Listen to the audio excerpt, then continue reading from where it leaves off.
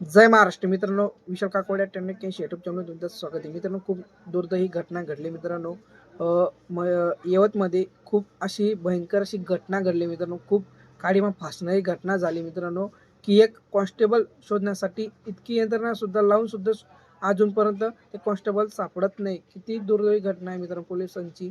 किती मित्रांनो यंत्रणा किती डेंजर झाली. तर मित्रांनो इथे सामान्य माणसाला म्हणजे आज पोलीस सापडत नाही, इतके दुर्दैवी आहे. तर सामान्य माणसं कुठं शोधणार आहे ती.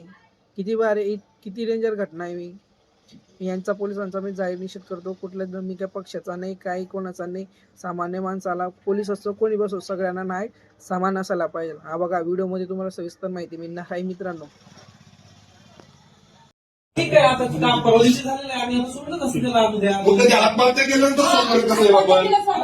मला सांगा काय सोडणार म्हणजे कधी सोडणार? जिवंत आहे नाही विषय हा आहे आपला की ती व्यक्ती मानसिक ताणतणावामध्ये घरातून निघून जाते, पीआय साहेबांच्या नावाने सुसाईड नोट लिहिते आणि त्यानंतर तुम्ही म्हणता की त्याला 2 दिवसानंतर सोडणार. ही कितपत योग्य आहे? 2 दिवसानंतर नाही, ज्या ठिकाणी आपण कुठलाही पोलीस कर्मचारी असो त्या ठिकाणच्या पोलीस स्टेशनचं कामकाज बघून त्या ठिकाणी काय परिस्थिती आहे. सध्या कुशेगावची यात्रा आहे, बंदोबस्त आहे. तर यात्रा एखाद्याच्या जीवापेक्षा त्याच्या मुलाला ऐका ना, मला सांगा संसार का करतो तो किंवा नोकरी का करतो? मुलासाठी करतोय ना.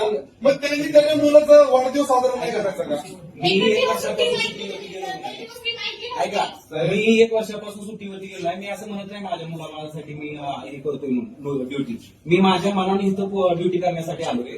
स्वतः त्या ठिकाणी ऍफिडेव्हिट लिहून आलोय. तुम्ही पोलीस स्टेशन आणि त्याच्या या डिव्हिजन मध्ये जरी चौकशी केली ना त्याच्या मी सर्व व्यक्ती चौकशी करतोय, तेच माझं काम चालू आहे. त्याला त्याच्यामुळं खूप मानसिक त्रास झालेला आहे. ठीक आहे ना, आम्ही चौकशी करून त्याच्या मानसिक त्रासाची. ते कुणामुळे झालेलं आहे? ज्यामुळे झाला असेल ज्या कुणामुळे व्यक्तीमुळे झालेलं झालेलं आहे? ऐका, ते मला अजूनपर्यंत भेटलेलेच नाही, तर माझ्यामुळे त्यांना त्रास होण्याचा काय संबंध? काही काही नाही. आम्हाला मला भेटले का ते? माहिती ना कोण बोलतात ना. DYSP सर आहे, PSM